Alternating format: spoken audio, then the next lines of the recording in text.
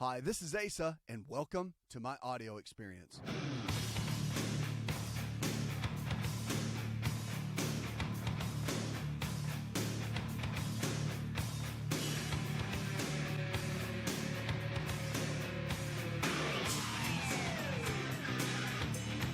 Remember, if the body can get sick, it can also get well. It's about lifestyle. It's about the choices we make every single day and how they'll determine the kind of health we're going to have.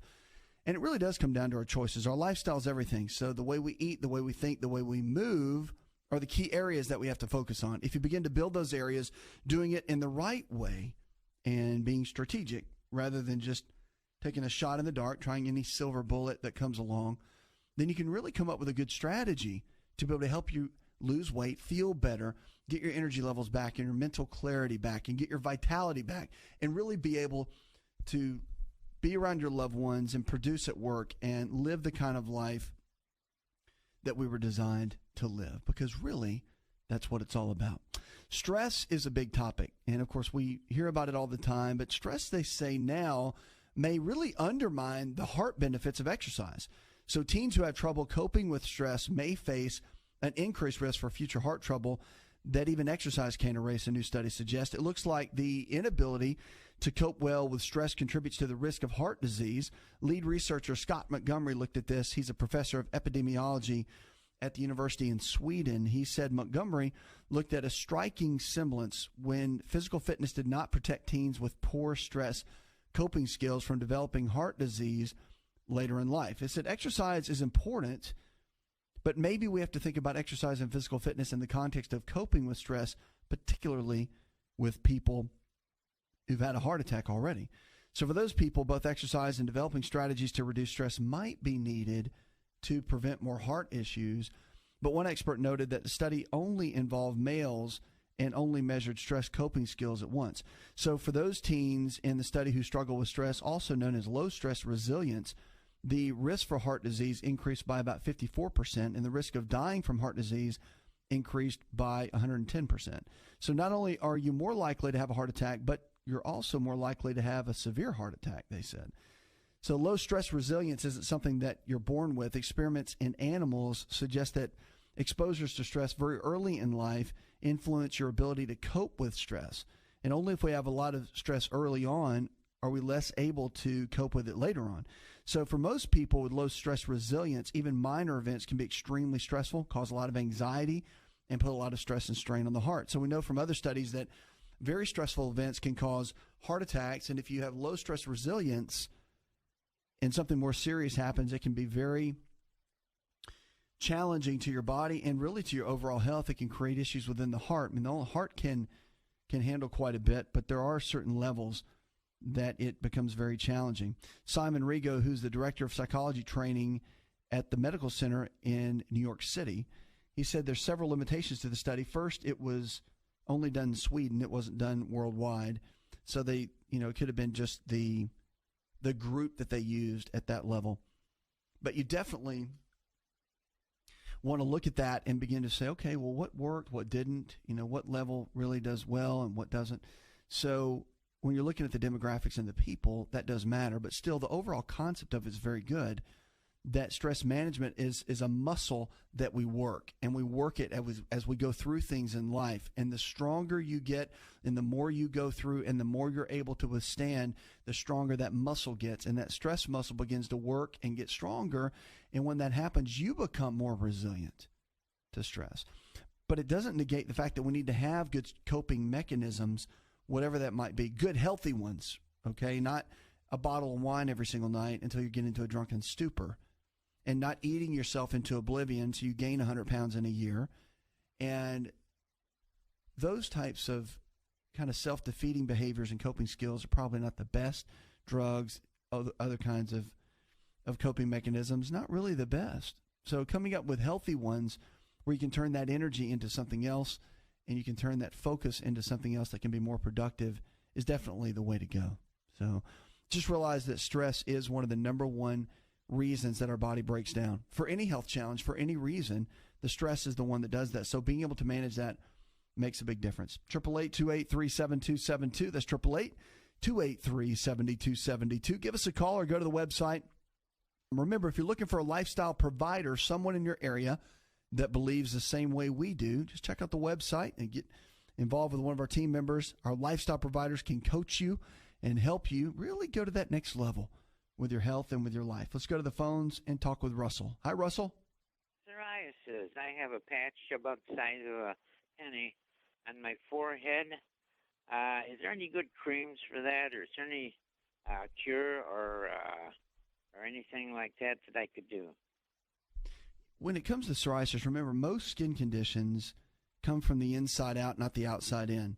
So you really want to look at the different areas and really look at the body as a whole to understand what areas are strong, what areas are not, which areas are weak, which areas are not.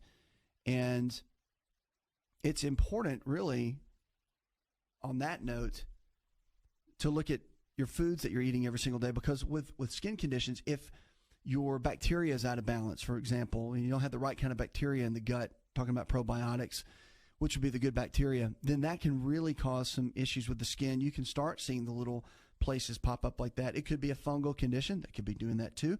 Omega-3 fatty acid deficiency or a zinc deficiency can show those as well. But many times it could be several things that create the deficiency, and then we just got to figure out what that is. Most of the way we look at skin conditions like that are the different creams that you can use to put on your skin, and that does help. Some of them work very, very well. But if the underlying condition, remember, skin is the largest organ that we have, and so what happens on the inside of the body and what happens in the digestive tract is going to determine many times what happens in the skin. So that's where you want to really target and go after first, is what's happening in the digestive tract and in that system. Then you can really build on top of that. So you take care of the body internally, that nourishes the body in the areas that it needs to. Everything rises and falls on the digestive tract in so many different ways, because we're only as healthy as the foods we can eat, digest, absorb, and assimilate. And what we end up assimilating at the highest level and absorbing is what our body takes as raw materials to be able to use and make good, new, healthy cells. So that really becomes the overall factor of whether or not we're going to do well or not do so well. So that's the big key. 888-283-7272. You can give us a call or go to the website. Remember, if the body can get sick, it can also get well. So the choice we have every single day is to be able to make better choices. On this show, we want to help you do that. And everybody say, oh, that's so easy. It's common sense. If it was common sense, then 65% of this country would not be overweight and 35% would not be obese. So we may know it, but we're not doing it. And we need to do it, because otherwise, if you really want to get your health back and you really want to thrive and you don't want to just barely make it and hardly have any energy to play with your family, your kids, and to get everything done you need done in the day, then we have to step up. And that's the key. So it's about eating better. It's about moving better. It's about thinking better. Getting those three in line, that will make you a true champion in this. And it doesn't matter where you are now, where you started. It matters how you finish. That is the key.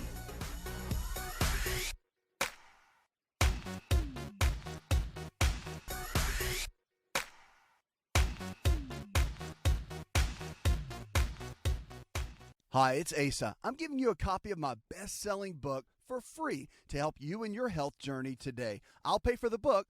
All you do is just cover the small shipping and handling costs. Go to asarx.com and get your free book today.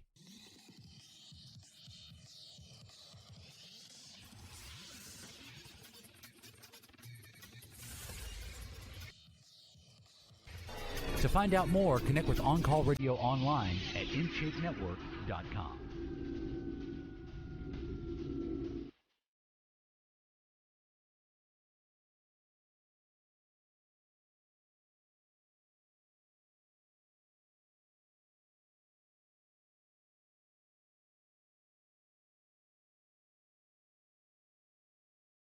Whatever you're struggling with, remember, if the body can get sick, it can also get well. It's about lifestyle. It's about those choices we make. And it doesn't matter if you need to lose 30 pounds or 10 pounds, or maybe you just don't feel good. You don't have the energy levels that you used to. 3 keys to get your life back in order. And this is what we teach. I mean, really, at the end of the day, these are the 3 basic ones. And there's some more details, but you have to think better, get your attitude right, the way you think, your mindset, eat better, and move better. Those 3 If we get those in line, we can have a powerful lifestyle and live an amazing, amazing life. And it's that simple. But we get stuck and we get in a rut and we feel like we can't really make those things happen. And there's one reason after another of why it can't happen. And we have to really focus on building a good, solid game plan. That is what it's all about.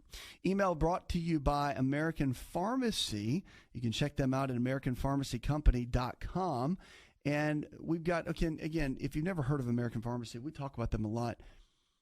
Great company. If you simply get all your supplies at your local pharmacy, American Pharmacy will actually send their products to you. They ship it. Great customer service. So no more standing in the long lines at your pharmacy at the local area. You just call up American Pharmacy and they will definitely send everything to you. They've got all kinds of supplies, natural solutions for your health challenges, and at prices that no one can beat. Powerful. Check them out, AmericanPharmacyCompany.com. Rachel in Louisville, Kentucky says, my dad's 78. He has severe neuropathy from diabetes, and his doctor has him on certain medications. We've been wondering if there's anything else he can be doing to help the situation. There are things he can do. I mean, first of all, you want to make sure his eating habits are right. If he doesn't have a nutritionist or someone working with him, the eating habits when you're dealing with diabetes is the first and foremost. It is absolutely essential to be able to get your body where it needs to be. I mean, hands down. The other big piece of this that you want to focus on is, and this is really important, but when you're dealing with diabetes and neuropathy, that B6, which is a certain vitamin B6, is a version of pyridoxine. When you get B6 levels where they need to be, then most medical text and the research will tell you that works very well.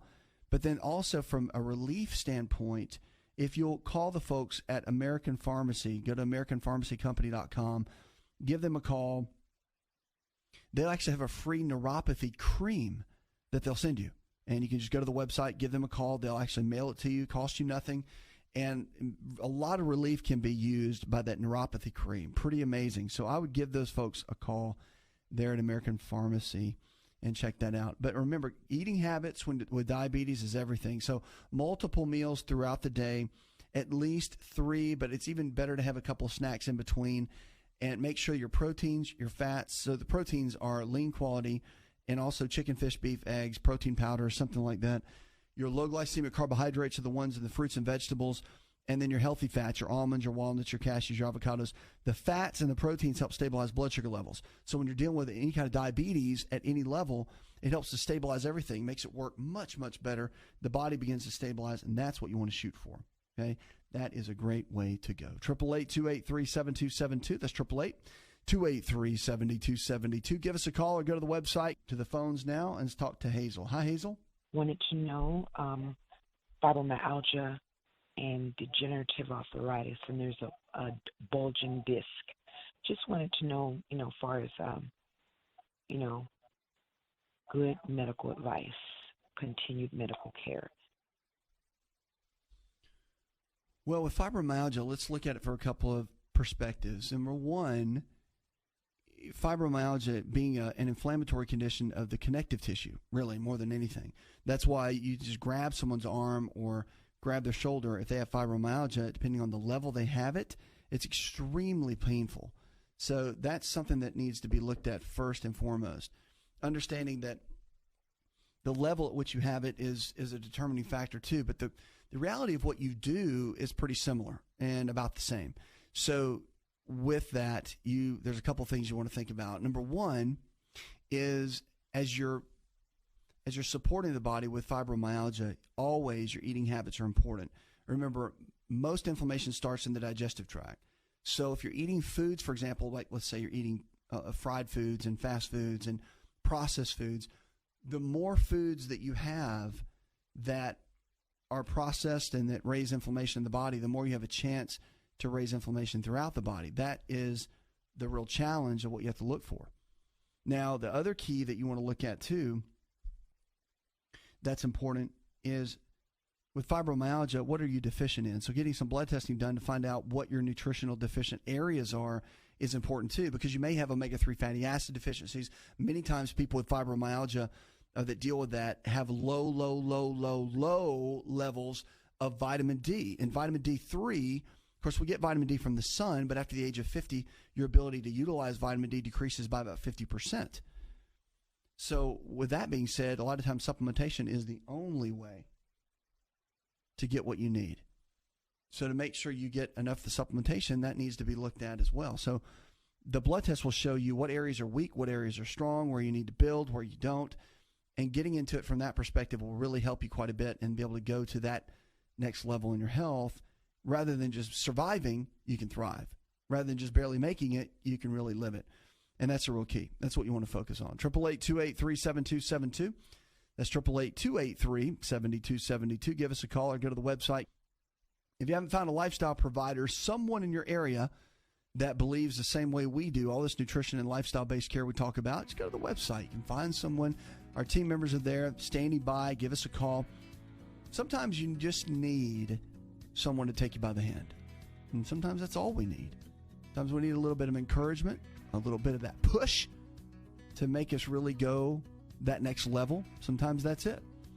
So whatever it is, understand that you need a team or a person to be able to help you and walk you through that process. And at the end of the day, you really can make it. You can win, and you can do it. But more than anything, you have to realize that you can. And remember, that's part of the three-prong approach I teach. Think better, move better, eat better. And the key is knowing that you can do it. We'll be right back.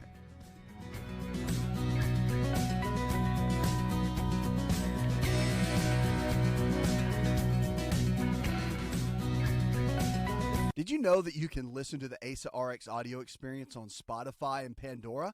For all the ways to watch and listen, check out our show page at asarx.com/experience.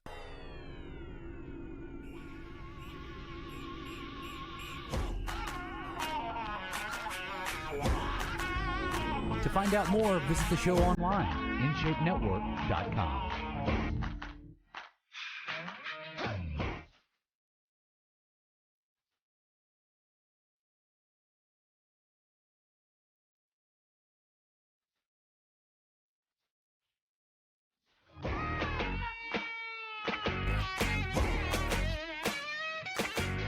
If the body can get sick, it can also get well. It's about lifestyle. It's about the choices we make every single day. They can and will determine the kind of health we're going to have tomorrow. That's the key. I get so fired up because all we have to do is look at our choices each day and know that they make a major impact and bring value to what we do every single day and how we can thrive and how we can make it. So if we make better choices, we can do better, we can live better. That's the key. All right, we're talking about foods right now that are powerful to the body, and we call it our food of the hour. And I talk about foods a lot because food can really, in a lot of ways, be great medicine for us. Remember, we're only as healthy as what we digest, absorb, and assimilate. So what we put in our body actually becomes our body. And if we can make better choices and we can begin to thrive, then we can really begin to impact. Because if, for example, you're eating the wrong kind of foods over a long period of time, then you're not really going to be able to get your body up to its peak level. Because if it begins to break down, that's the challenge. And so you have to start making sure that you're eating foods that are targeted for your body of what you need. So regardless of what you choose, the body doesn't know the difference between baked fish and fried fish or French fries and broccoli, but we do. And so we need to make better choices. That's the key. We're talking about tangerines, and they've got a lot of benefits to them, tangerines. So they're a citrus fruit. Of course, they're loaded with vitamin C, and it's great for the immune system. We know that. It gets rid of free radicals, and free radicals are highly reactive atoms that are produced when substances or molecules in your body react with each other. The process is called oxidation. And the free radicals that the oxidation produces can trigger cell death or apoptosis. And the vitamin C antioxidant power comes from its ability to scavenge these free radicals and disarm them. So they're the ones that go in and go to battle for us so that we don't struggle with the damaging and the aging facts of oxidation. Digestive benefits, too. Got a lot of pectin. Pectin's what we call a complex oligosaccharide. It acts as an adhesive between the cell walls of the tangerines and other types of fruit. Study published recently has shown that the pectin is fermented within your intestines and can increase the the number of beneficial microflora. So basically it acts like what we call a prebiotic or a probiotic. It goes in and can support the body in that way. So it's great for the gut, great for the digestion. Now, cholesterol-lowering benefits, too. The fibrous white tissue, you can find in the segments of the tangerines, is called the lamella. And it's this membrane that's rich in soluble fiber. One of the most beneficial effects of the lamella is that it's high in soluble fiber, and the reduction of cholesterol can be found in your blood just by using this alone. So if you're making smoothies or if you want to just eat it, but you can actually cut it up, put it in a smoothie, blend it like in a Vitamix blender, and you'll never even know it's there. And you'll get all the benefits of it. That's a great way to go. But the dietary recommendation of fiber right now is about 25 milligrams a day. Some doctors will push for about 35 to 40 milligrams a day for better colon health. Now, eating a well-balanced diet that's mostly fruits and vegetables is a smart way to manage your weight. High fiber content of tangerines can help keep you feeling fuller for a longer period of time. And feeling full, of course, can impact your weight because when you feel satiated, you're less likely to overindulge and make the wrong kind of food choices, which is definitely something we need to keep an eye out on. It's important, but eating the right kind of foods is very important for your body type. So keeping the inflammation down, yeast and fungal type issues that can invade the body, you want to keep those at bay and really get the body functioning at its best level. It's about choices. That's the key. Let's go to the phones. Let's talk to Faye. Hi, Faye. Certain thing for my husband. He just experiences extreme fatigue. He's 26, very healthy, no health issues, but just always saying he feels extremely, extremely tired. He has really low blood pressure all the time when we've checked it, and I don't know if that has anything to do with it, but that was just my question that I had, and I was wondering if you all had any answers for that. Sure. Yeah, I mean, there's a couple things you can do. I mean, fatigue, when you look at that and you start talking about it, it can come from multiple areas. And I always say it can come from an anemia, which is a lack of iron, a lack of B12 getting into the bloodstream, which creates more oxygen. It could be a lack of folic acid, which absorbs that. It could also be the thyroid, which can be a big challenge too. The thyroid gland can play a big role as far as that goes. And also, one of the big challenges that we see with something like this is also the adrenal glands. The adrenal glands are the body stress glands, and if your body is not managing stress well, your adrenals can get pretty exhausted, pretty tired. And when the adrenals get tired, that's when you get tired, and that's when everything begins to shut down and not work that well. So that's one thing I would want to encourage you for, is to make sure that you're giving the body everything it needs and that these different systems are not breaking down. That's why blood testing is so important. Saliva testing can be important to be able to get the data, to be able to know where your body is. Because certain supplements and eating routines will determine what he's dealing with. So if his thyroid system's not working right, then you're going to do one type of protocol. If his adrenals are not, then there'll be another type. And then if he's dealing with anemia, well, that's a whole different animal. So you have to really you have to identify the system and know which one it is first. That's why getting some lab work done for nutritional deficiencies and getting some testing completed to get that data really, really does help. And I would encourage you to talk to your doctor or get with a nutritionist, someone that can help you get that done. 888-283-7272.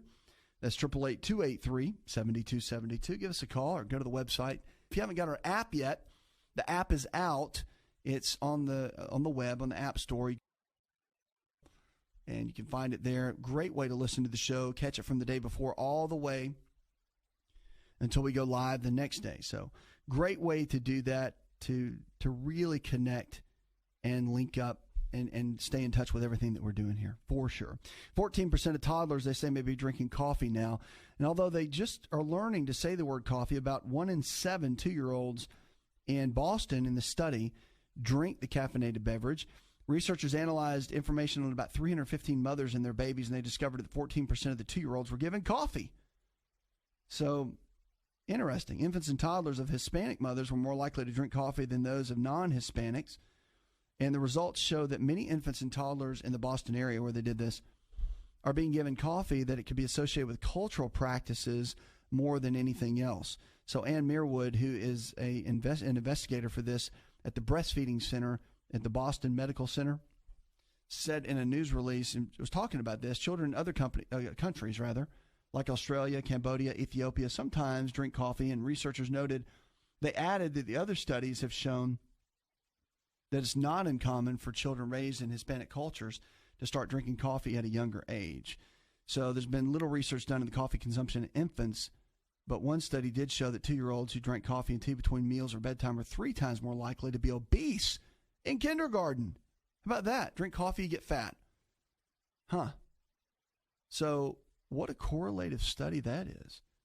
And also other studies have shown that caffeine consumption by children, and teens is associated with depression, diabetes, sleep issues, abuse, and obesity as well. And given the current data shows about the effects of coffee consumption among children and adolescents to be quite challenging. So Mirwood, who did this study, was part of Boston University School of Medicine. This was all published in the Journal of Human Lactation. So interesting, to say the least, of what's going on and seeing exactly how we should really, in my personal opinion, I don't think the children at early ages should be drinking high levels of caffeine. I know they're doing the energy drinks now, and it's become popular and cool and all that, but really it does a lot for the nervous system, and you already have so much energy level as a child anyway. So to overtax the adrenals, to start getting them worn down and tired, is just something that doesn't need to be done. So a sip here and there, I guess, if you're looking at the whole moderation concept, sure, but to drink a whole cup of coffee or something, I mean, give a kid a little piece of chocolate and they start bouncing off the walls. That's minimal caffeine. Give them a cup of coffee. That's, quite a bit. So we have to be cautious with that. That's for sure. 888-283-7272. That's 888-283-7272. Give us a call. Go to the website. You can also do that. If you haven't checked out the website, you should. And look at our lifestyle providers. They're healthcare providers in your area that believe the same way we do. All this nutrition and lifestyle-based care we talk about. Great way to find someone in your area to hold you by the hand, to take you by the hand, and help you with your health and with your life. That is what it's all about. Now, we've got Christine in Arizona that wants to know, she asked in an email, she wants to know what to do for toenail fungus. Well, I'll tell you, that's a great question. A lot of people ask that question, and toenail fungus, although there is some component to it from the outside in, mostly happens from the inside out. So when you're doing it from the inside out, you've got to look at, okay, well, wormwood, black walnut, these kind of herbal remedies are very helpful when you're dealing with any kind of fungal related issue, and they can be taken internally. But externally, you can soak the toenail, and that's been a pretty standard practice custom in the alternative world. And you could look at things like ionic silver, echinacea, golden seal, black walnut, and putting those together, warm water, and soak it 3 times a day. Now, it's going to take some time. But at the end of the day, you really want to look at it and say, okay, is it worth it? Or do you want to do more of a traditional approach? And you can do some of the standard medications that can help quite a bit too. So it's if you want to wait it out and do it natural, or kind of the quick and easy, you can use the medications. It's all in how you want to tackle that. 888-283-7272. We'll be right back. Don't go anywhere.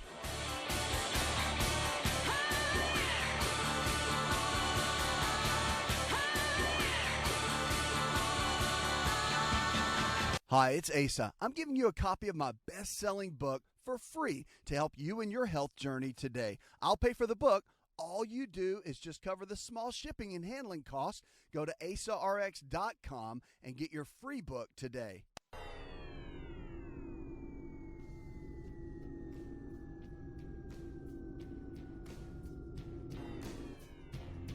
Connect with On Call Radio and watch On Call TV at InShape.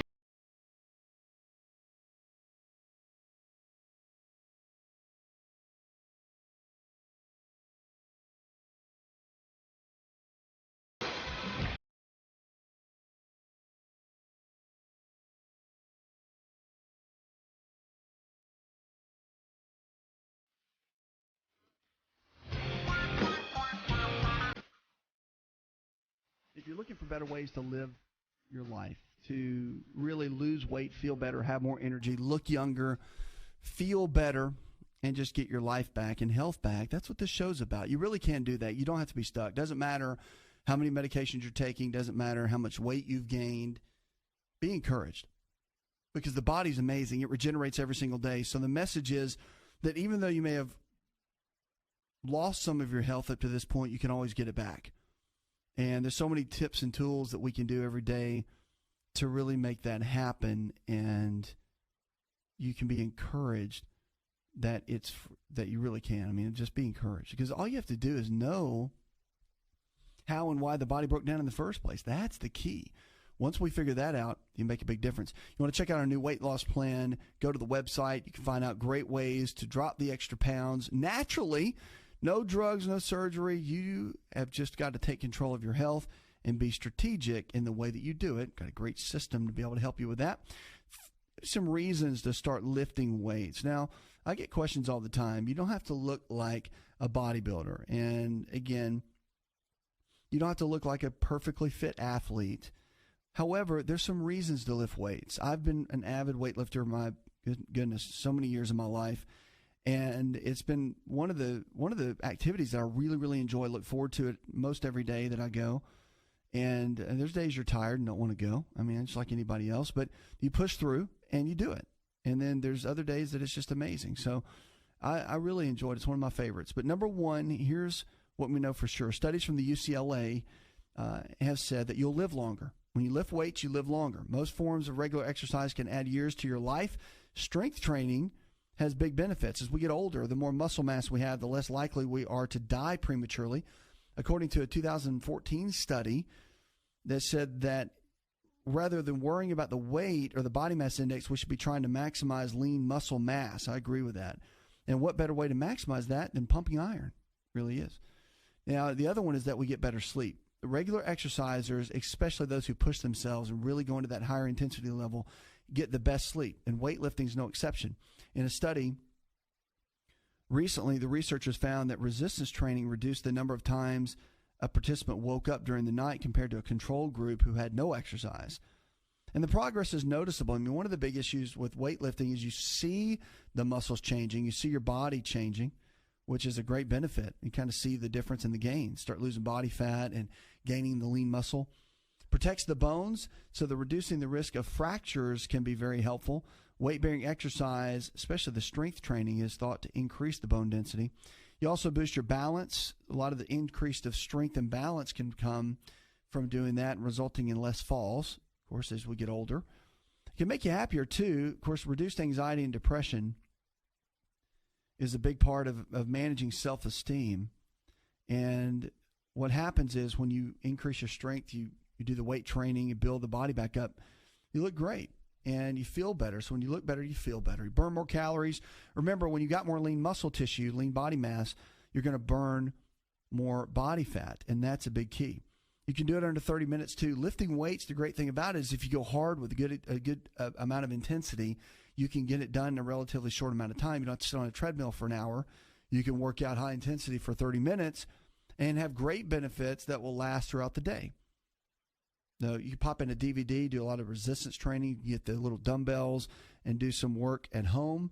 So it's easy to do, and you don't really have to you don't have to be at a gym and hit the big weights. You can do more of the resistance exercise at home.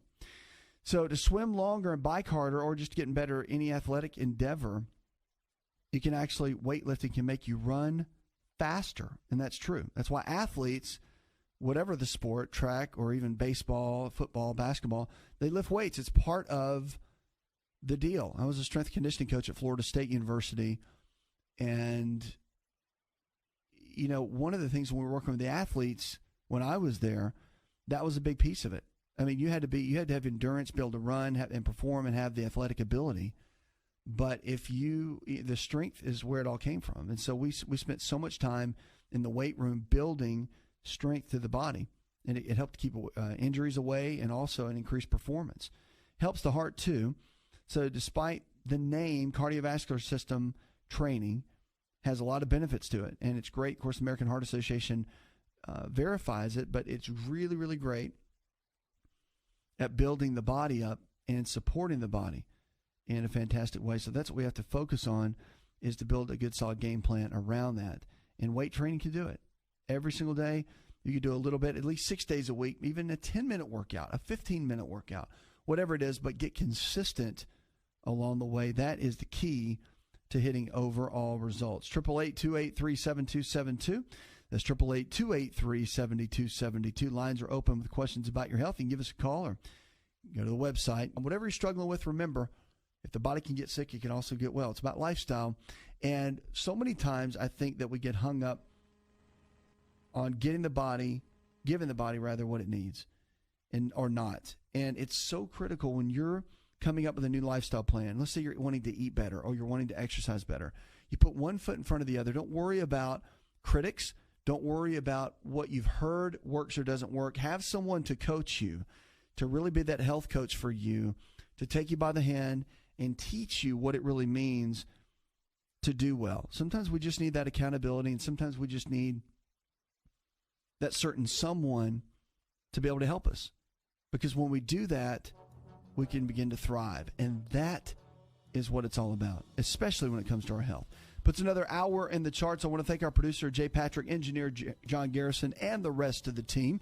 Go tell one person something you learned on the show. Together, we can transform the health of our friends, our families, and our communities. You're listening to the show that helps you get well, stay well, and live well. We're diagnosing hope one person at a time.